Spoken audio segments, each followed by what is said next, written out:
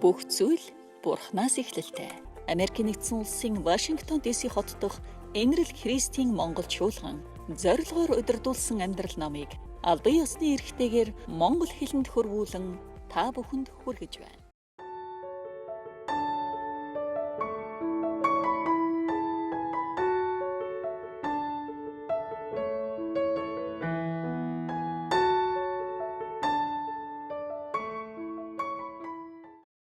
За бид нар зорилгоор удирдуулсан амьдрал гэдэг ном суралцж байгаа.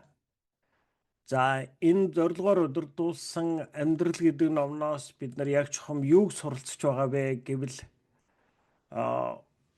ер нь одоо хүний амьдралын зорилго гэж юу юм бэ? Бид нар одоо энэ ертөнцид ирээд амьдрахдаа юуны төлөө амьдарч байгаа вэ? Тийм ээ. Бидний одоо юу хийж амьдрах ёстой вэ гэдгийг суралцж байгаа гэсэн үг. За тэгтэл одоо ингээд хамгийн энгийн жишээ аваад ярихад би бол одоо ингээд социализмын үед амьдарч байсан. За тэгэхээр социализмын үед одоо миний энэ ертөнцийг харах үзэл бол одоо нэг янз байсан гэсэн үг тийм ээ. Би одоо ингээд энэ ертөнц чи ер нь ийм юм байна. Одоо энэ нь сайн хүмүүс юм байна. Энэ нь муу хүмүүс юм байна. Ийм хийж болдог, ийм хийж болдоггүй юм байна гэсэн нэг ийм ойлголцтой амьдарч байгаа шүү дээ. За ингээд 90 он болоод бидний ингээд цаг үе солигдоод тэрнээс хойш одоо миний ертөнцийг үзэх үзэл одоо тэгж харах хараа болвол огцом өөрчлөгдсөн тийм ээ. Өөрөөр хэлбэл одоо бид нар 90 он хүртэл ер нь мөнгө бол айгүй муу юм аа. Ер нь одоо баян хүн бол их муу хүн. Тэгээд ер нь бол хүн одоо тэгж мөнгнөөс л ер нь л одоо мөнгө рүү ерөөсө шунж болохгүй, одоо мөнгө төгрөгийн хойноос хөөцөлдөж болохгүй ч гэдэг юм уу тийм ээ. Ийм үзэл бодол дотор амьдарч байсан. Тэгээд 90 оноос хойш болохоор үгүй ерөөсө тэр одоо мөнгө төгрөг болвол айгүй чухал юм аа. Та нар тэр мөнгө төгрөг бас хийх хэрэгтэй гэдэг ийм үзэл бодол руу шилжиж эхэлсэн. Өөрөөр хэлбэл 90 он хүртэл би одоо ертөнцийг харж байсан миний хараа 90 оноос хойш огцом өөрчлөгдсөн гэсэн үг. Тийм ээ. Тэгэхээр өөрөөр хэлбэл бид нар одоо бурханд итгэх бол яг үнтэй ижилхэн юм.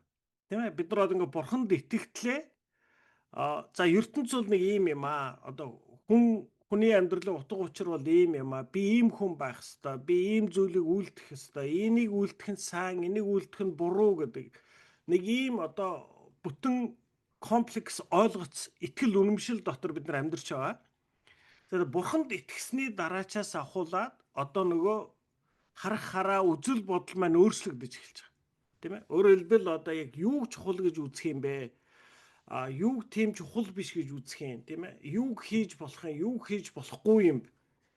Тийм ээ. Одоо ингээд өөрөөр хэлбэл тэр амьдралыг харах хараа, ертөнцийг харах хараа, өөрийгөө харах хараа, бус хүмүүсийг харах хараа тэр чигээрээ өөрчлөгддөгөө гэсэн үг. Тэгэхээр өөрөөр хэлбэл энэ бурхны үүднээс харвал хүний амьдрал яг юу чухал юм бэ? Бид нар энэ ертөнцид одоо хүн дунджаар 70 хэдэн жил тийм ээ амьдардаг. Тэгвэл энэ хугацаанд амьдрахдаа бид нар яг чухам юуг хийж амьдрах ёстой юм бэ гэдгийг энэ зорилгоор удирдуулсан амьдрал гэдэг ном биднэрт хэлж өгч байгаа гэсэн. Энийг одоо Рик Уоррен пастор бичсэн. Тэгээд Рик Уоррен пастрын энэ одоо номыг бичих Библийн хоёр үндсэн ишлэл нь тийм ээ. Нэгдүгээр эзэн бурхнаа бүх зүрх сэтгэлээсээ хайрл, хоёрдугаар хөршийгөө өөрийн адил хайрл гэдэг Библийн ишлэл. Тийм ээ. Тэгээд та нар ертөнцийн хязгаар хүртэл явж бурхны сайн мэдээг түгээ гэсэн. Энэ хоёр ишлэл дээр тийм ээ үндэслэж одоо энэ зорилгоор удирдуулсан амьдрал гэдэг ном бичигдсэн байна. За тэгэхээр одоо яг миний хувьд энэ зорилгоор удирдуулсан амьдрал гэдэг номыг уншаад, судлаад одоо амьдралын тухай энэ ертөнцийг үзэх үзэл хүмүүсийг хэн гэж харах юм, өөрийгөө хэн гэж харах юм, өөрийнхөө амьдралыг яг чухам юу гэж үзэх юм.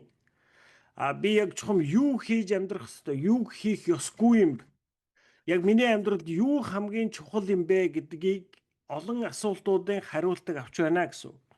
Тэгэхээр энэ ном бол биднэрт одоо өөрөөр хэлбэл ганц зөрөгт тийм ээ ганц зөргөө чиний амьдралд ийм 5 зорилго байгаа гэж хэлж байгаа тийм ээ. Тэгээ өөрөөр хэлбэл одоо яг ямар 5 зорилго байна вэ гэвэл за хамгийн нэгдүгээрт одоо ингээд за чиний одоо миний амьдрал болвол хамгийн нэгдүгээрт би одоо би түүнийг мэдж байсан мэдэхгүй байгаагаас үл хамааран Бурхан надтай 24 цаг хамт оршдог. Тэгэхээр тэр чамтай хамт байгаа Бурхантай хамт байж амьдрах нь миний амьдралдаа хамгийн ихэнд хийх ёстой зүйл гэсэн. Өөрөөр хэлбэл одоо миний амьдралын хамгийн нэгдүгээр зорилго бол одоо бодит үнэн нь юу байна вэ гэвэл та үнийг мэдчихсэн мэдэхгүй байлаа ч гэсэн Бурхан тантай 24 цаг хамт байдаг. Тэгэхээр тэр 24 цаг тантай хамт байгаа Бурхантай бас хамт байж амьдрах нь бидний амьдралдаа хийх хамгийн ихний зүйл гэсэн үг. Өөрөөр хэлбэл бидний амьдралдаа заавал хийх ёстой хамгийн ихний зүйл бол Бурхантай байнга хамт байж амьдрч сурах нь гэж. Тийм ээ. Тэгээ өөрөөр хэлбэл бид нар энэ нэгдүгээр зорилгоос юу суралцсан бэ гэвэл ерөөсөө итгэгч хүний хувьд та бидний амьдралын хамгийн гол зорилго бол тийм ээ. Өөрөөр хэлбэл одоо бидний ойлгоц юу байна вэ гэвэл намайг унтж байсан ч сэрүүн байсан ч гэсэн тийм ээ. Намайг хүмүүсийн өмнө байсан ганцаараа байсан ч гэсэн Бурхан үргэлж намайг харж байдаг. Тийм ээ. Бурхан миний бодлуудыг ч мэдж байдаг. Өөрөөр хэлбэл та юм уу би хизээч гав ганцаараа амьдрдаггүй. Та биднэрт яг үнэндээ нууц гэдэг зүйл ерөөсөө байхгүй гэсэн үг. Тийм ээ. Тэгэхээр одоо жишээ аваад ярих юм бол за танд одоо таны 4 юм уу 5 настай таны хүүхэд байна гэж бодъё.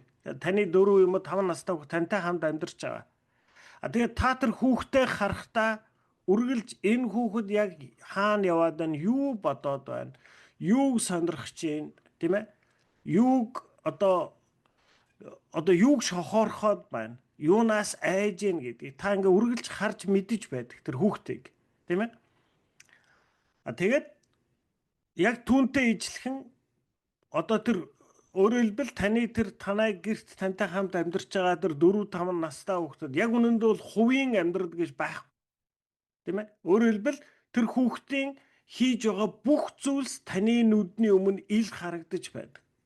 Тэгвэл бид нар одоо юу гэж ойлгож байгааг бол Бурхан надтай 24 цаг хамт байдаг. Яг үнэндээ надад хувийн амьдрал, гав ганцаархны амьдрал гэж юусоо байхгүй.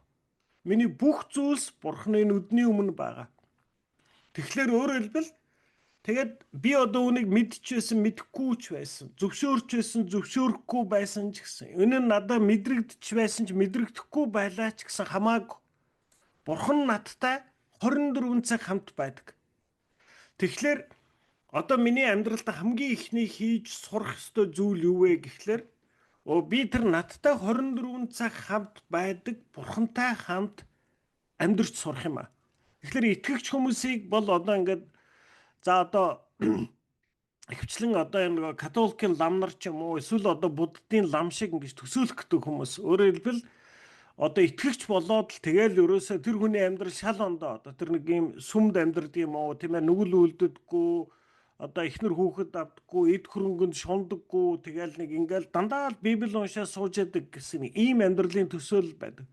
Гэтэл яг үнэндээ итгэгчийн амьдрал юу вэ гэвэл та бид нар итгэгч болох хүртэл яаж амьдрч байсан яг л тэр амьдралаараа л амьдрдаг.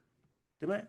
Эхнэр хүүхэд байна уу? Байна. Таны нөхөр хүүхэдтэйг амьдрах уу? Амьдрна. Ажиллаа хийх үхэн. Сургуульдаа сурах уу? Сурна. Гэр орондоо хоол ундаа хийж идэнэ. Гэр орноо цэвэрлэнэ. Яг л таны одоо итгэгч хүртэл та ямар амьдралаар юу хийж байсан тэрнийг үргэлжлүүлэл хийгээл амьдрдаг. Тийм ээ? Бид нар нэг том ялгаа байгаа. Ямар итгэгч хүний хувьд ямар том ялгаа байгаа вэ гэвэл би одоо тэр бүгдийг хийхдээ Бурхан намайг үргэлж харж байгаа гэдгийг мэдэж би өөрөөр хэлбэл Бурханы нүдний өмнө амьдарч байгаа гэсэн үг. Тийм ээ? За би одоо танаас асууя. За ингээд танай 4-5 настай хүүхэд байна. За тэгээд танай 4-5 настай хүүхэд одоо ингээд за найз нөхдөд нэрнэ, найз нөхдөдөө цэцэрлэг сургуульд хамт тоглоно. Одоо ингээд янз бүрээр харилцсан, сургуульд очино, багш нартайгаа харилцсан, бус хүүхдүүдтэй харилцсан. Тэгэхдээ хүүхэд чинь тийм ээ одоо ингээд багшигаа хараагүй байхад ангийнхаа хүүхдүүдэд айгүй муухай харилцдаг. Тийм ээ. Эсвэл одоо ингээд жоохон ядруу эсвэл жоохон тийм одоо зарим хүүхдүүдийг одоо ингэж нөгөө нэг дээрлэхэж үл тоомсорлож нэр хооч өгч харилцаж байвал та яах вэ? Тийм ээ. Та хараад миний хүүхд надтай ингэдэггүй энэ ангийнхаа хүүхдтэй л ингэдэм юм чинь миний зүгээр ш та хандахгүй штэ. Тийм ээ. Өөрөөр хэлбэл та тэр хүүхдийг өөрийн тэр 4 5 настай хүүхдийг өөр хүүхдтэй буруу муухай харилцаж байгааг харахтаа тэр одоо таны хүүхдийн тэр өөр хүүхдтэй буруу муухай харилцаж байгаа харилцаа бол таны хүүхдийн тантай харилцах харилцаанд шууд нөлөөлнө гэсэн үг. Тийм ээ. Өөрөөр хэлбэл та одоо тэр хүүхдээ өөр хүүхдэд тийм буруу муухай харилцаж байх юм бол таны тэр хүүхдтэйг харилцах харилцаанд ч нэг өөрчлөлт гарна. Та одоо хүүхдэд дуудаа миний хүү яагаад ингэж харилцаж байгаа юм бэ? Ингэж болохгүй. Тийм ээ? Өөрөөр хэлбэл одоо та тэр хүүхдтэйг одоо хөмсөг зангидаад харилцдаг юм уу? Загнах ч юм уу? Зэмлэх юм уу? Эсвэл ухааруулах, учирлах юм уу? Өөрөөр хэлбэл тэр хүүхэд таны хүүхэд тэр хүүхд хоёрын хоорондын харилцаа бол ерөөсөө ганцхан тэр хоёр хүүхдийн хоорондын харилцаа биш. Таны хүүхдийн тэр хүүхдтэй харилцаж байгаа харилцаа бол таны хүүхдтэйгээ харилцах харилцаатай шууд хамааралтай байдаг гэсэн үг. За эсвэл таны хүүхд тийм ээ одоо ингээд ангийнхаа хүүхдэд тусалдаг. Тийм ээ ядруу хүүхдүүдийг өмөөрдөг. Тийм ээ. Ийм байвал та хараад яах вэ? Та хүүхдээ хараад баярлаж инээмсэглэнэ. Миний хүү овоо штэ. Миний хүүхд ер нь айгүй сайн хүн байна. Тийм ээ. Энэ нь танд баяр хөөргийг авчирна. Тэгвэл өөрөөр хэлбэл та бидний амьдрал бурхны нүднээ минь яг ингэж явагддаг гэсэн үг. Өөрөөр хэлбэл би одоо итгэвч болохоос өмнө хийж байгаа зүйлээ өнөөдөр ч гэсэн үргэлжлүүлэл хийгээл амьдарч байгаа. Гэхдээ нэг том ялгааны өгөхлөр бурхан намайг хараад бурхан миний ажилдаа хандж байгаа хандлагыг, миний бусад хүмүүстэй харилцаж байгаа харилцааг тийм ээ. Одоо надад ямар ч хэрэггүй, ямар ч одоо тус хүргэж чадахгүй хүмүүстэй харилцаж байгаа харилцаагч харж байдаг гэсэн. Тийм ээ? Бид нар энэ хичээлийн турш зөндөө ярьж байгаа шүү дээ. Таны жинхэнэ зан чанар бол танд ямар ч ашиггүй мэд тэр хүнтэй харилцах харилцаал таны жинхэнэ зан чанарыг харуулдаг юм а гэж. Тийм ээ? Өөрөөр хэлбэл хүн өөртөө ашигтай юм уу, өөртөө сайн хүнтэй болвол сайхан харилцаж чаддаг. Тийм ээ? Бид нар одоо өөртөө ашигтай эсвэл надад сайн хүнтэй би одоо айгүй айтайхан сайхан харилцсан шүү дээ. Гэтэл одоо танд ямар ч ашиггүй эсвэл тантай айгүй муухай харилцдаг. Эсвэл одоо танд жоохон муу мэд хүнтэй таныг харилцаж байгаа харилцаа болвол яг үнэндээ таны жинхэнэ зан чанарыг илэрхийлдэг. Тэгэхээр өөрөөр хэлбэл бид нар одоо бидний амьдралдаа хамгийн ихэнд одоо энэ 5 зорилгын хамгийн ихэнд хийж амьдрах ёстой зүйл маань юу вэ гэхлээр за би одоо хизээч ганцаараа биш, миний бодол санаач ганцаараа биш. Миний хийж байгаа бүх үйл бурхны нүдний өмнө. Тэгэхээр миний ажлаа хийж байгаа бол би зөвхөн босстой ажиллаж байгаа шүү. Бурхны нүдний өмнө ажиллаж байгаа. Хэрвээ би тэр ажилдаа шудраг бус, үнэнч бус тийм ээ? Залхуу хойрог хандвал бурхан түүнийг хараад бурхны урам хугарна гэсэн үг. Хэрэг би тэр ажилдаа үнэнч итгэмжтэй тийм ээ түүнийг одоо улам сайнаар санаачлаг гаргаад ингээ хийгээд явах юм бол бурхан намайг хараад инээмсэглэдэг гэсэн үг. Хэрэг бурхан миний амьдралд авчраад тавьчихсан хүмүүстэй би түүнийг ялгаж харьцдаг. Заримын дээрлэхэж харилцсан. Мэдээж би нүүрэн дээр хэнийг ч одоо дээрлэхэд тийм ээ ингээл одоо тэнэгтэй байхгүй шүү дээ. Бидний яг жинхэнэ хүнийг дээрэнгүү дээрээс доошоо хардаг харцуул бидний сэтгэл дотор байдаг. Бид нар гаднаа инээмсэглэвч дотроо тэр хүнийг басамжилсан, дотроо тэр хүнд дургуутсан, дотроо тэр хүнтэй барьцсан энэ хорон сэтгэлүүд дандаа бидний дотор байдаг. Тэгвэл бурхан түүнийг хэрвээ надаас түүнийг олж харвал бурхан түүнийг хараад хөмсөг зангиддаг гэсэн үг.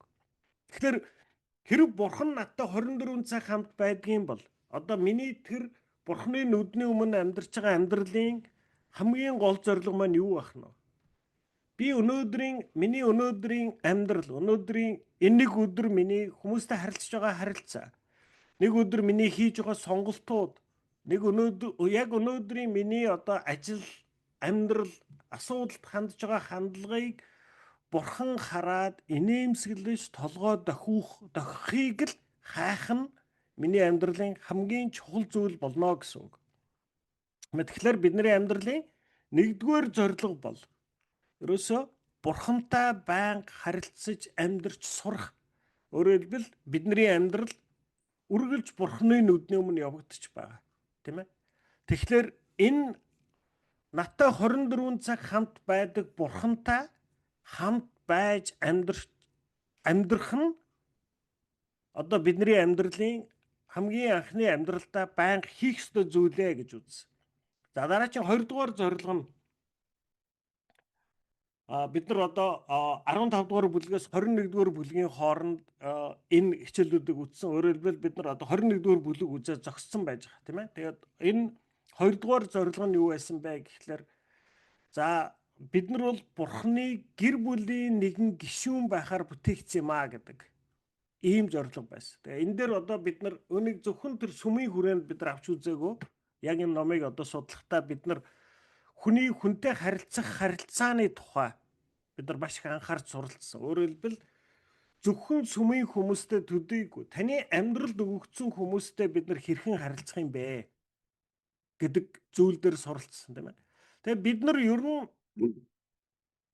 одоо хүн бол ер нь ингээ өөрийгөө бодохдоо за бид нар одоо ингээд ялангуяа социализм үеийн бид нар бол дээд боловсрал гэж их ярьдаг тийм ээ. За тэгээд тэр дээд боловсрал гэхлээр нэг их сургууль юм уу нэг коллеж төгсөөд тэгээд за нэг бачелорын зэрэг эсвэл мастер эсвэл одоо PhD ч юм уу тийм ээ. Ингээд нэг их өндөр их том сургууль төгсөөд их одоо олон одоо ингээд зэрэг авчих юм бол би одоо өөрийгөө их өндөр боловсралтай хүн байна гэж үздэг. За энэ бол жоохон тийм гажуу ойлгоц. Одоо нэг талаас тийм ээ. Тэр хүн би одоо ингээд за ямар нэг мэрэгчлэр би одоо жишээл компьютерийн програмаар одоо би ингээд bachelor degree аваад эсвэл одоо ингээд бүр master degree эсвэл би бүр одоо докторч авсан байж болно шүү дээ. Энэ бол юуг харуулж байгаа юм бэ гэхээр ганц зэрэг энэ компьютерийн програм гэдэг мэрэгчлэр ийм одоо хэмжээний мэдлэг чадвар эзэмшсэн хүн юм а гэдгийг л харуулж байгаа. Эсвэргээр би боловсрал гэдгийг бид нар юу гэж харах вэ гэвэл бага бодит орчин нөхцөл байдлыг зөв уншиж чаддаг. Тэнд зөв өндөлт дүгнэлт хийж чаддаг. Бас тэрэн дотор зөв шийдвэрийг гаргаад тийм ээ. Аливаа амьдрал тохиолдож байгаа асуудал зүйлсүүдийг хамгийн зөвөр одоо шийдэж авч явж чадах энэ чадварыг л боловсрал гэж үздэг. Тийм ээ. Тэгэхээр өөрөөр хэлбэл энэ бол зүгээр бидний одоо мастрын юм уу одоо дээд боловсрал гэж нэрлэдэг байгаа зүйлс бол бидний зөвхөн мэрэгжлийн хэмжээг л харуулж байгаа. За тэгэхээр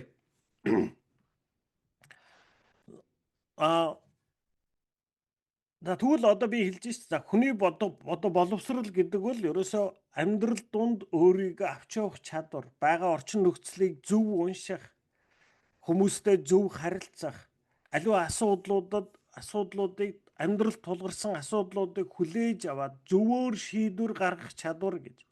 Тэгвэл хүнд хамгийн том боловсрал олгодог орчин нөхцөл бол юу байдаг вэ гэхлээр хүмүүстэй харилцах харилцаа л биднийг өсгөдөг. Хүн бол одоо амьтнаар ярих юм бол сүргийн амьт юм а. Бид нар ерөөсөө хүмүүсийн дунд байж ижил өсдөг. Хүмүүсийн дунд байж ижил бид нар амьдардаг. Тэгэхээр хүн бол энэ харилцаан дунд л хувь хүний хувьд өсч индий. Би одоо ингээ өөрийнхөө манай хүүхэд одоо 18-тай. Би манай хүүхэд айлын ганц хүүхэд. Тэгээ би одоо хүүхэдтэй хэлдэг. Миний одоо нэг байнга хэлдэг зөвлөгөө юм уу тийм ээ? Үг бол юу байдаг вэ гэхэлэр миний хүү амьдралдаа одоо чиний амьдрал тааралдаж байгаа хүн нэг бүрийг бурхан бодож байгаа авчирч тавьсан юм аа. Тэгэхээр чи тэр хүн болгонтой байж болох хамгийн сайн харилцааг л тогтоох ёстой. Тэгээ тэр харилцааг авч явах ёстой. Тийм ээ? Ихэнх хүмүүс яг юу ч ханддаг вэ гэхээр амьдрал өөртөө таалагдсан хүмүүстэй харилцаад өөртөө таалагдаагүй юм уу, тийм ээ? Эсвэл надад төдийлөн сайн биш хүмүүсээс бид нар харьцаа тасалж явах гээд байдаг. Тэгвэл таны амьдралд одоо хамгийн их таны гомдоосон, хохироосон, сэтгэл зүрхий чинь одоо өвдгсөн, шархлуулсан хүн таны амьдралд байхад яг үнэндээ тэр хүн л таныг хамгийн их өөрчилсөн байдаг. Яг үнэндээ тэр хүн л таныг хамгийн их өсгсөн байдаг.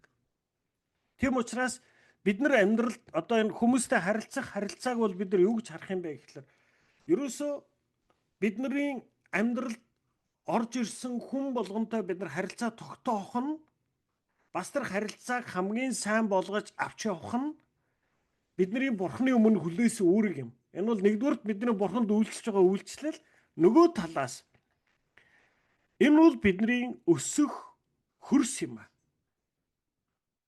Тийм ээ? Тэгээ одоо бид нар энэ номын туршид одоо зөндөө ярьж байгаа тийм ээ. Ерөөсө бурхан танд ямар зан чанарыг бүрдүүлэхийг хүснэ, яг тэрний эсрэг нөхцөл байдлыг өгдөө гэж. Бурхан таныг хүчтэй хүн болгохгүй л танд даахын аргагүй хүнд ачааг өгдөг. Та үнэхээр амьдралын хүндийг үүрч явж ш та сая хүчтэй хүн болдог. Таныг төвчээртэй болгоё гэвэл таныг төвчхийн аргагүй нөхцөл байдлуудын дунд аваач тавьдаг. Тэгж байж та төвчээртэй болдог. Та бусдыг хайрладаг хүн болгоё гэж бурхан танаас хүсвэл таны амьдралд маш хэцүү харилцаануудыг авчирч тавьдаг. Яг л тэр хэцүү харилцаануудын дундаас та тэр нөгөө хүнийхээ сайныг олж харж нөгөө хүнд бурхны хайраар хандаж сурж ижил та сая бусдыг хайрладаг хүн болдог. Тэгэхээр та бид нар одоо ингээд хувь хүний хувьд яг боловсралтай хүн болъё гэвэл, хувь хүний хувьд өсч өндий гэвэл ерөөсөө биднийг өсгөдөг зүйлс бол бидний амьдралд байгаа харилцаанууд л юм. Бид нар ихэнхдээ харилцаануудыг бид нар зүгээр өнгөцхөн хайцсан явдаг. Тийм ээ? Бидний амьдралд байгаа ихэнх харилцаанууд зүгээр л өнгөцхөн. Зүгээр л сайн уу, найзаа, имээ, тимээ ерөөсөө л нэг ийм л өнгөцхөн харилцаанууд. Тэгвэл бид нар энэ харилцаануудыг өнгөцхөн биш. Бид нар энэ харилцаа болгоныг байж болох хэмжээнд хүртэл гүн гүнзгий харилцаа болгох ёстой. Өөрөөр хэлбэл ингэхийн тулд та бусдыг сонирхдог болох ёстой. Та бусдыг анхаардаг болох ёстой.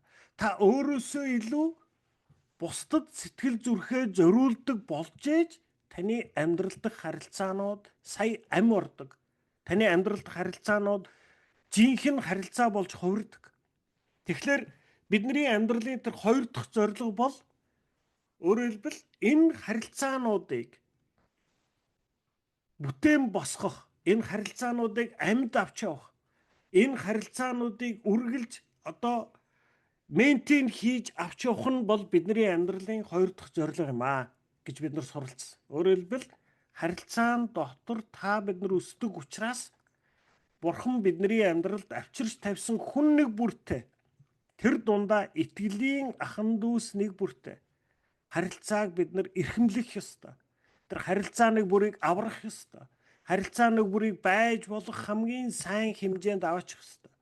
Хүний мөн төрөх бол би өөртөө харилцахад амархан таатай хүмүүстэй харилцахыг л хүсдэг. Тэгвэл эсэргээр одоо бурхан биднэрт юу хэлж байгаа нь үгүй ганцэргоо чиний амьдралд би янз бүрийн хүн авчирч тавьсан байгаа. Тийм ээ? Айгүй амархан гомддог хүн байна. Айгүй тайван хүн байна. Айгүй яруу хүн байна. Бүх юмыг маш их үргэлж ийм драматик болгож хардаг хүмүүс байна. Тийм ээ? Аливаад их одоо ингээд их эмзэг хүмүүс байна. Эсвэл бүр ерөөсөө тийм айгүй мэдрэмж муутайч хүмүүс байна. Айгүй хурц ухаантай хүмүүс байна. Бас тийм нэг их хурц ухаантай биш ч хүмүүс байна. Тийм ээ? Өөрөөр хэлбэл миний амьдралд янз бүрийн хүмүүсийг авчирч тавьдаг. Тэгээд миний одоо хийх ёстой зүйл юу вэ гэхээр энэ нэг хүн нэг бүрийг бурхан бодож байгаад миний амьдралд авчирч тавьсан. Тэгэхээр би энэ хүн нэг бүртээ байж болох тэр харилцаа нэг болгоныг би амьлуулж бүтээн босгох ёстой. Тийм ээ. Тэгээ бид нар ихэнхдээ энэ ертөнцийн хандлага яадаг вэ гэхээр би бусдад өнөөдөр сэтгэл төрүүлэх гээд байдаг. Тийм ээ. Одоо ингэ сэтгэл төрүүлээд би та нарын өмнө ирчихэл одоо ингээл те дэлгэцэн дээр 33 хүн байж. Би та нарын өмнө одоо ингээл ухаантайгаа гайхуулаад би их мундаг шүү, би их сүрхий шүү, би ер нь айгүй айхтар хүн шүү гэдэл ойлгуулчих гал. Өөрөөр хэлбэл хүн өөрийн байгаа байдлаар үргэлж эргэн тойрондоо би хинбэ гэдэг тэр сигналыг цацж байдаг. Таны унж байгаа машин, таны амьдарч байгаа орон гэр, таны өмсөж байгаа хувцас, таны бус хүмүүстэй харилцаж байгаа харилцаа бүгдээрээ орчиндоо би ийм хүн шүү, над руу хараарай гэдэг ийм сигналыг цацж байдаг бид нар. Тэгээ бид нар юу гэж ойлгодог гэхэлэр би та нараас айгүй илүү шүү, би айгүй мундаг шүү гэд ингээд та нарыг ингээд мундагаал гайхуулаад орхивол та нар намайг хараад шүтээд пөөх энэ ганцрог өстэй айгүй мундаг хүн юм аа. Би ганцрогтой л найзлъя гэж бодно гэж байгаа юм шиг ийм төсөөллөөр бид нар амьдралд хандаад байдаг. Тэгэхдээ энэ бол хамгийн худлаа зүйл. Харин ч хүмүүс надад би та нарт өөрийгөө мундаг гэж харуулах гэвэл би та нарт таалагдахгүй. Та нар бүр надад дургу болно. Хинч тэгэж би чамаас илүү шүү. Би чамаас мундаг шүү. Би чамаас чухал шүү гэж яваад байгаа хүнд хинч дуртай байдаггүй. Тийм ээ. Тэгэхээр харин эсэргээр энэ харилцаануудыг хэрхэн бий болгодсон бэ? Тийм ээ. Энэ дээр бид нар тэр даруй зангийн тухай суралцсан. Даруй занг юу гэж хэлсэн бэ гэхэлэр даруй байна гэдэг бол өөрийнхөө тухай баг бусдын тухай их ботхыг хэлнэ гэж. Тийм ээ. Тэгэхээр та харилцаж байгаа хүнийг хардаг, сонирхдог. Энэ хүн ямар амьдрал туулсан, ямар асуудал туулж яваа юм. Энэ хүний занд хүрэх ямар юм бэ? Тийм ээ. Надад таалагдах тухай ерөөсөө асуудал байхгүй. Зүгээр л бид нар одоо ингээл би хэлж штэ заримдаа одоо миний амьдралд айгүй яруу хүн найз нөхөрч байна, айгүй тайван найз нөхөрч байна, тийм ээ. Би тэрийг одоо ингээ харчаад энэ нь яруу айгүй сүрхий, энэ нь айгүй удаа айгүй маанаг гэж би харилцахгүй штэ. Манай энэ яруу, манай энэ тайван хүн юм аа. Яг л тэр байгаагаар нь хүлээж авч харилцаж амьдрна гэсэн үг. Яг л хүн болгон өөрийн хэлбэрээр бүтээгдсэн байдаг. Тийм ээ. Зарим хүнд үнэхээр одоо тийм хурц хэлтэй, тийм мэрэгэн цэцэн үхтэй хүмүүс байна.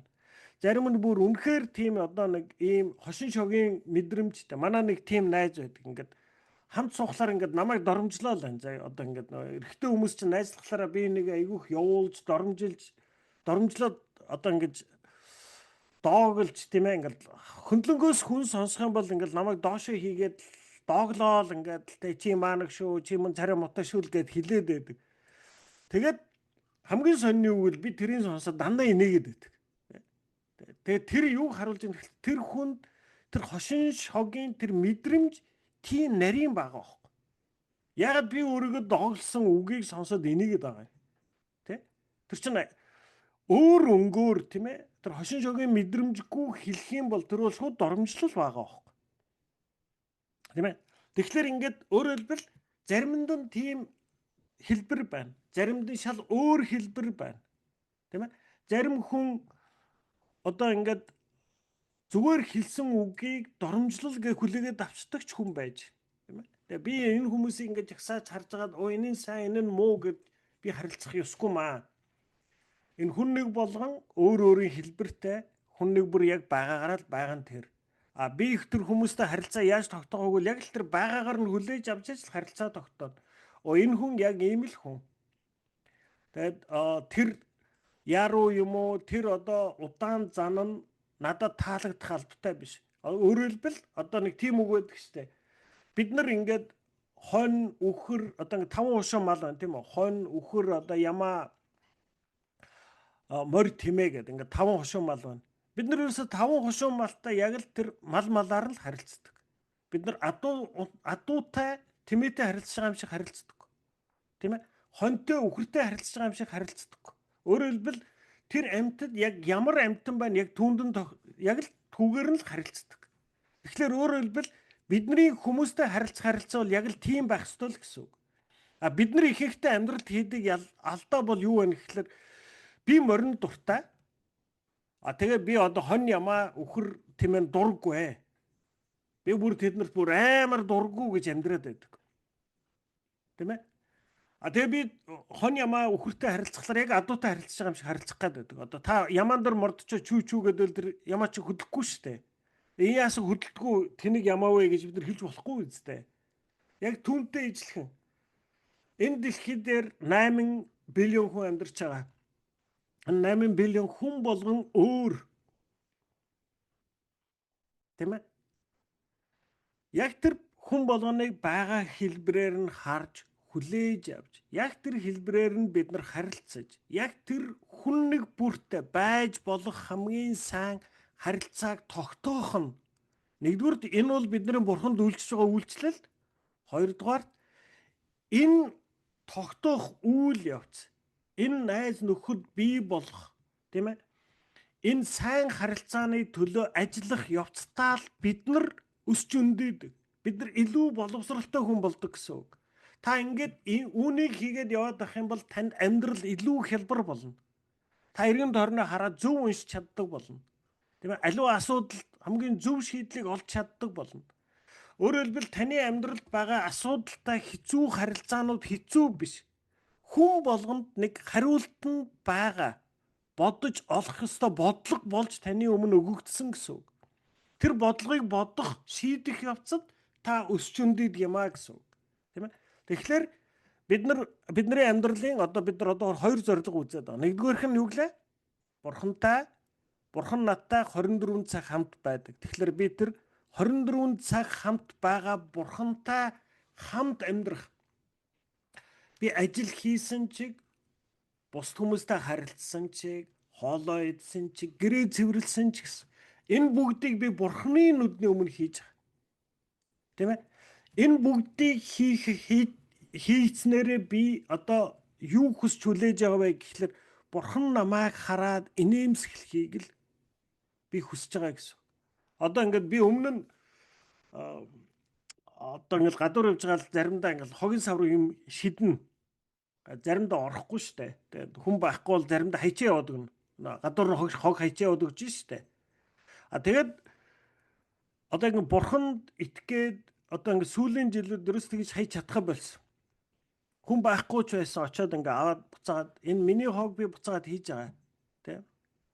Хүн харахгүй эсвэл би яаруу явж ээж болно. Одоо ингээд надаа өөрийгөө би хийхгүй байвал надад зөндөө шалтгаан байгаа штэ. Гэхдээ үнийг Бурхан харж байгаа. Тийм ээ. Ер нь хүмүүс биднэрт үннийг хэлэхээс худлаа хэлэх нь айгүй амархан. Бид нар хүмүүстэй ярихдаа айгүй хурдан худлаа хэлж болно. Худлаа хэлэх бол ер нь биднэрт нэг тийм хэцүү зүйл биш. Тийм ээ? Худлаа хэлж болно. Гэхдээ аль бол худлаа хэлэхгүй хичээдэг. Тийм ээ? Яагаад гэвэл Бурхан үүнийг харж байгаа. Тийм ээ? Хизээч одоо хэнийг чиг би аль болох доошоо харах, дээрээс доошоо харахгүйг хичээдэг болсон. Тийм ээ? Мэдээж би дандаа чаддаггүй. Би миний амьдралд тааралдж байгаа хүн нэг бүрийг Бурхан авчирч тавьсан. Тэгэхээр энэ хүн нэг бүр Бурханд чухал хүн байгаа. Би Бурханд чухал хүнтэй хэрхэн харилцаж байгаа маань л миний Бурханыг хэн гэж үзэж байгааг нь тусгал байгаа. Тийм ээ? Тэгэхээр хамгийн нэгдүгээр бидний одоо суралцсан хамгийн нэгдүгээр зорилго бол Бурхан надтай 24 цаг хамт байгаа. Би Бурханы нүдний өмнө Бурхантай хамт амьдарч сурах нь бидний амьдралын хамгийн ихний хийх ёстой зүйл байна. Өөрөөр хэлбэл бид нар итгэж болоод хийдэг зүйлсүүд одоо ингээд би итгэж болцсон одоо ажил хийхгүй Бурхан ханганаа гэдэргээд ингэж орхихгүй тийм ээ? Бид нар яг тэр ажлаа хийгээл амьдардаг. Ганцхан одоо хийж байгаа ажил маань өөр утга учиртай болсон. Яагаад гэвэл би хүний төлөө хийгээг би Бурханы нүдний өмнө ажлыг хийж байгаа. Тийм ээ? Тэгэхээр энэ бол бидний амьдралдаа хийж эхлэх хамгийн нэгдүгээр зүйл. Хоёрдугаарх нь бид нар Бурханы гэр бүлийн гишүүн байж амьдрах. Өөрөөр хэлбэл бурхан миний амьдралд авчирч тавьсан хүн нэг бүртэй харилцааг чухалч хэлж. Тэр харилцаа болгоныг байж болох хамгийн дээд хэмжээнд хүртэл тэр харилцаа болгоныг өсгөж, арчилж, бүтээн босгож авч явах нь нэгдүгээрт энэ бол миний бурханд үйлчилж байгаа үйлчлэл. Хоёрдугаарт энэ үүнийг хийх явцад би өсч өндийдэг гэсэн. Үүнийг хийх явцад би хувь хүний хувьд өсч өндийдэг юм а. Бурханы сүм чуулган болол та бидний сүнсээр өсөх хөрс юм. Тийм ээ. Цэцгийг аваад та одоо усанд хийгээд байгаад бол үндэсэлдэг. Тэгэд хизээд ургаж эхэлдэг үлээ хөрсөнд. Тийм ээ. Хөрсөнд суулгаж байж тэр ургаж эхэлдэг. Тэгвэл та бидний сүнсээр өсдөг энэ хөрс болвол бидний сүм чуулган юм а. Тийм ээ. Өнөөдөр манай сүмд одоо нэг 40-50 хүн байна уу, тийм ээ. За тэгээд 40-50 хүнд 40-50 өөр хүн. Өөр зан чанартай, өөр дадал зуршилтай, өөр амьдралын нөхцөл байдлаас ирцгээсэн хүмүүс. Тэгэхдээ бурхан надад юу гэж ойлгуулж байна гэхээр энэ хүн нэг бүр бурханы хувьд чухал учраас энэ хүмүүсийг миний өмнө авчирч тавьсан. Тэгэхээр миний үүрэг бол энэ хүн нэг бүртээ хамгийн байж болох хамгийн ойр дотн зөв сайн харилцааг бий болгох юм а. Би яагаад байж болох гэж хэлж ийн гэвэл тийм ээ. Одоо бид нар ингэж ойлгох гэдэг. Кристиан хүн байгаад ингээ бусдыг хайрлна гэхлээр ерөөсөө тэр бүх хүнийг хэлснээр нь ингээд энийгээд толгой дохиод тгий заа гэд гүгэд байхыг л бид нар хайрлана гэж ойлгох гээд байдаг. Зарим харилцаанууд бол зөвхөн тодорхой зайнаас л ажилдаг. Тийм ээ? Бид нар амьдрал дээр мэдэн штэ. Тэгээд ер нь ингээд амьдрч яваад бид нар юуг ойлгож байна гэвэл хүнийг хайрлна гэдэг бол тэр хүнийг яг л байгаагаар нь байлгахыг л зөвшөөрөхийг л хэлдэг юм байна. Тийм ээ? Яг тэр хүнийг байгаагаар нь байхыг зөвшөөрдөг. Яг тэр хүнийг өөрийнхөө амьдралаар амьдрахыг нь зөвшөөрнө гэсэн. Өөрөөр хэлбэл та хүүхдээ хайрлаж байгаа бол тэр хүүхдийг яг ямараар баймаар байна түүгээр нь байлгахыг, ямар алдаа хийхийг нь алдаа хийж бүтлгүүдхийг нь бас зөвшөөрнө гэсэн. Тийм ээ? Хүүхдүүд бидний хэлснээр сурдаггүй. Өөрсдийн алдаанаас сурдаг. Тийм учраас бид нар өнөөдөр хүүхдүүдийг хайрлаж ийн гэхдээ миний хүүхэд алдаа хийчихвээ, ингээ буруу бүтлгүүдчихвээ, ингээ муу авчихвээ гэж бид нар бүгд урдуур нь ороод гүгээд байгаа. Тэгээд энэ маань яг үнэндээ жинхэнэ хайр биш юм аа.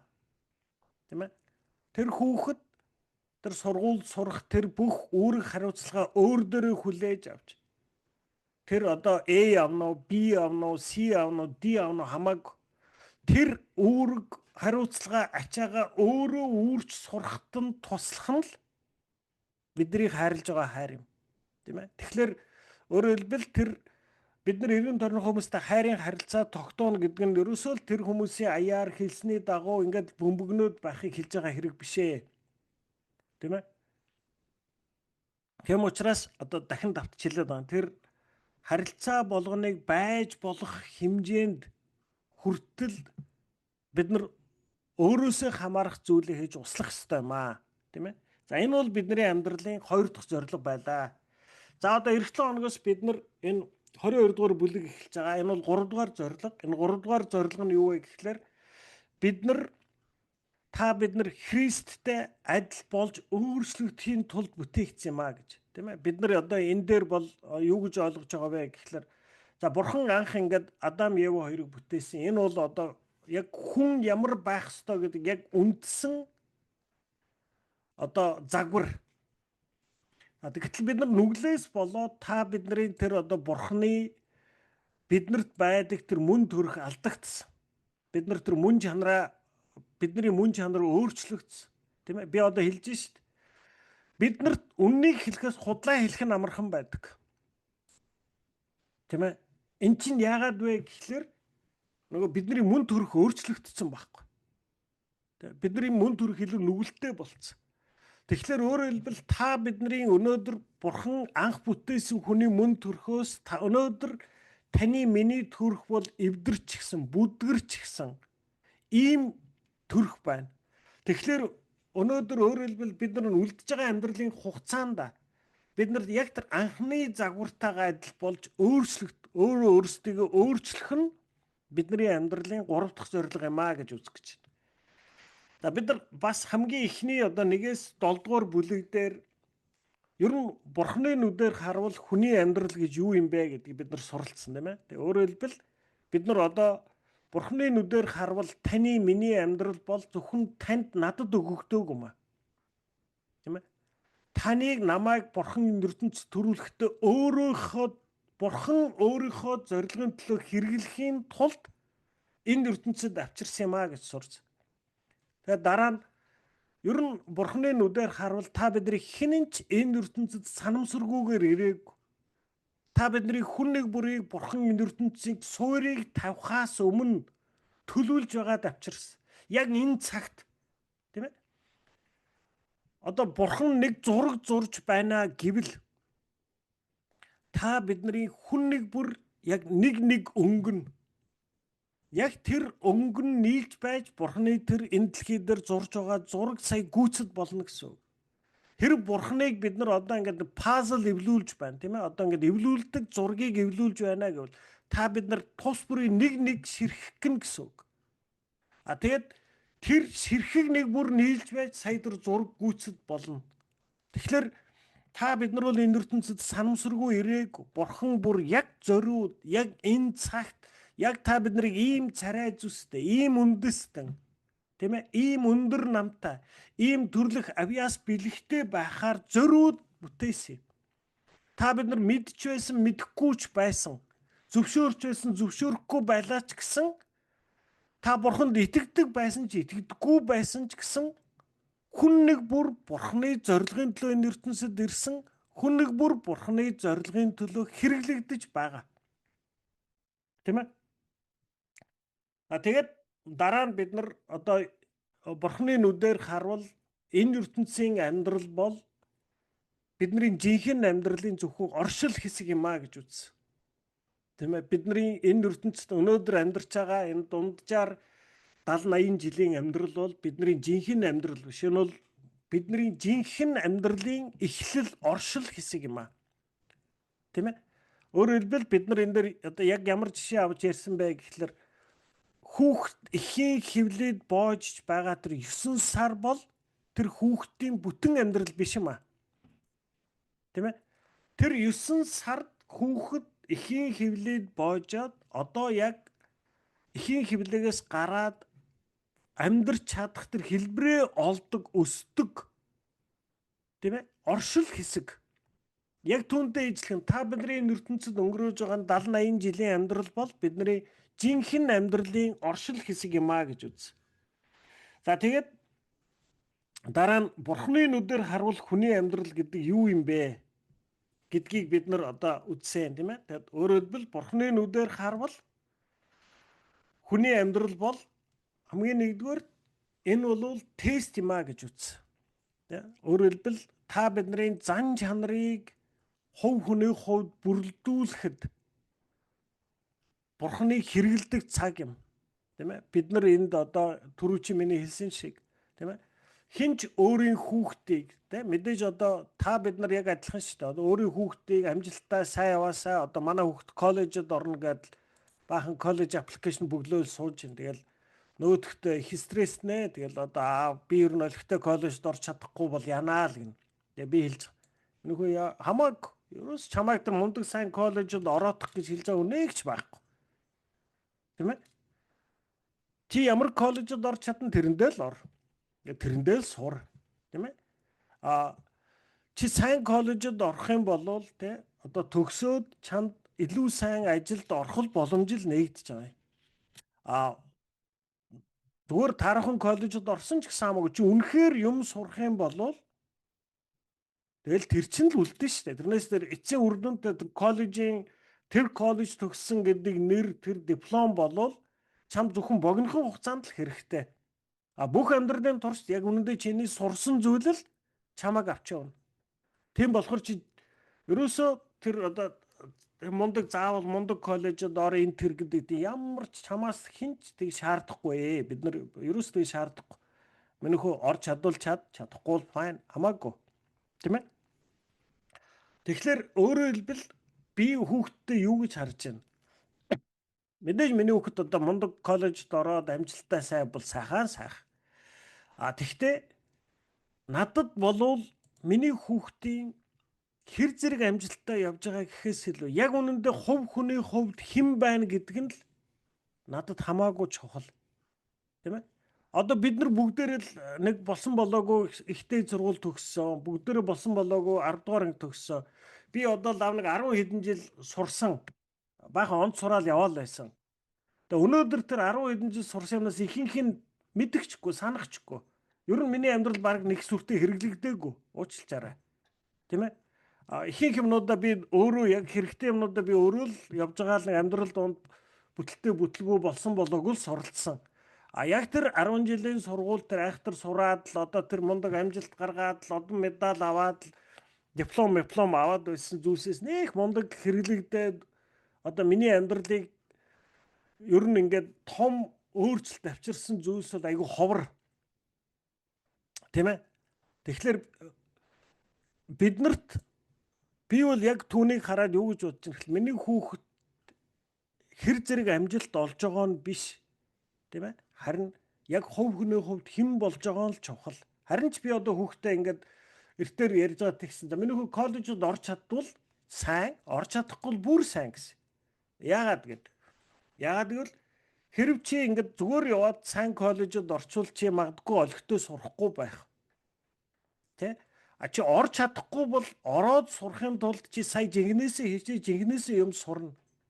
Тэгэхээр би чамайг залуу насанда аль болох олон алдаа хийгээд олон бүтлгүүдвэл чамд урт хугацаанд чиний амьдралд илүү сайн хэрэгтэй.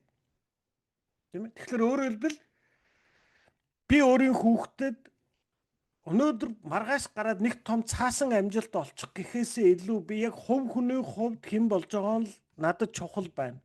Тэгвэл бурхан бидний амьдралыг хараад яг тэгж хардаг.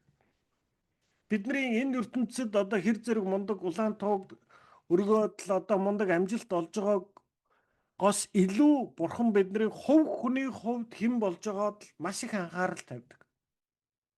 Тийм учраас бурхан юу гэж хэлж байгаа юм гэхээр миний энэ ертөнцид амьдарч байгаа амьдрал бол тест юм а гэж. Өөрөөр хэлбэл энэ тестээр дамжуулж бурхан бидний зам төрхийг төлөвшүүлж бий болгодог. Яг миний түрүү чи хэлсэн шиг тийм ээ. За одоо төвчээртэй заныг төвчээр барсан нөхцөл байдлал бий болгодог. Хүч чадлыг хүнд хүчээр амьдрал хүнийг хүчтэй төвчээртэй болгодог. Тийм ээ?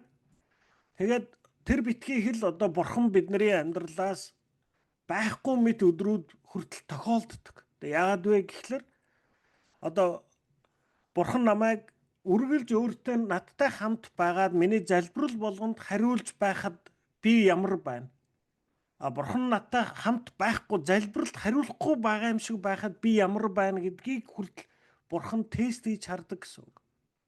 Тийм ээ? Тэгэхээр бурханы нүдээр харбал хүний амьдрал бол тест юм а гэсэн. Хоёрдугаарх нь бурханы нүдээр харвал та бидний амьдрал бол бурханаас хүлээж авсан даалгавар, үүрэг хариуцлага юм а гэсэн. Тийм ээ? Тэгэхээр өөрөөр хэлбэл танд өнөөдөр өгчихсөн эд хөрөнгө, танд өнөөдөр өгчихсөн орон гэр, танд өнөөдөр өгчихсөн гэр бүл бол бурханы танд хариуцуулж өгсөн зүйл гэсэн үг. Тийм ээ? Үүнийг сайн авч явах нь, арчлан авч явах нь та бидний үүрэг юм а гэсэн үг. Тийм ээ? Тэгээ гуравдугаарх нь бурханы нүдээр харвал хүний амьдрал гэдэг бол та биднийг энэ ертөнцид түр томилолтоор амьдарч байгаа гэсэн үг. Өөрөөр хэлбэл та бид нар бол өнөөдөр бурханыг төлөөлж энэ ертөнцид бурханыг гэрчлэх ажлыг хийж байгаа хүмүүс. Бид нар бүгдээрээ за би одоо яаж бурханд үйлчлэх вэ? Яаж одоо бурхан намайг юу гэж дуудсан юм болоо? Бурханы дуудлага юу юм болоо гэдэргээд бид нар ингээ бахан төөрцөн хүмүүс шиг ийм яриад яваад байдаг. Яг үнэндээ бол бурханы надад өгчихсөн энэ ертөнцид өгчихсөн тэр үүрэг одоо тэр томилолт нь юу гэхлээр миний амьдралд өгсөн энэ итгэдэг болон итгэдэггүй хүмүүсийн өмнө би Христ итгэлтэй хүн ямар байдгийг л гэрчилж амьдарч байгаа юм. Тийм ээ? Өөрөөр хэлбэл одоо миний амьдралд байгаа хүмүүс намайг хараад Кристиан хүн гэдэг чи ийм л хүн байдгиймаа гэдэг энэ дүр зургийг л надаас олж харж байгаа гэсэн үг. Тэгэхээр миний амьдрал өөрөө бүхэлдээ Бурхныг гэрчилж амьдарч байгаа. Бүхэлдээ сайн мэдээг түгээж амьдарч байгаа амьдрал гэсэн үг. Тийм ээ? Тэгэхээр Бурхан үүний төлөө биднийг энэ ертөнцид авчирсан юм аа гэж бид нар суралцсан. За тэгээд бид нар энэ 21-р бүлэг хүрээ зогссон байгаа. За тэгээд тэр хүртэлх бид нар одоо суралцсан зүйлсүүдээ 21-р бүлгийг дуустал суралцсан зүйлсүүдээ сая тоомлж ярьлаа. Тэгээд дараагийн 7 хоногоос бид нар одоо 3 дугаар зорилго буюу бид нар Есүс Христтэй адил болохоор бүтээгдсэн юм аа гэдэг энэ 7 бүлгийг суралцж эхэлнэ 22 дугаар бүлгээс. За тэгээд маш их баярлалаа.